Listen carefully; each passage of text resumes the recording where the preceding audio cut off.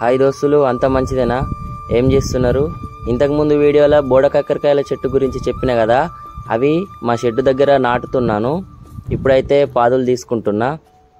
అక్కడ ఉన్న మట్టి మాత్రం చాలా మంచిది, అందుకే మేము స్పెషల్గా ఏ ఎరువులు వేస్తలేను. ఊరికే మట్టి దవ్వుతూ ఉంటే ఊరికేనే వస్తుంది. ఎందుకంటే అక్కడ ఇంతకుముందు చాలా పిచ్చి మొక్కలు ఉండే, అవి మొత్తం ఆకులు రాలి మట్టి మొత్తం నల్లబడ్డది. ఒక్కొక్క దుంపకి ఫీట్ లోతు తోడుకుంటే సరిపోతుంది.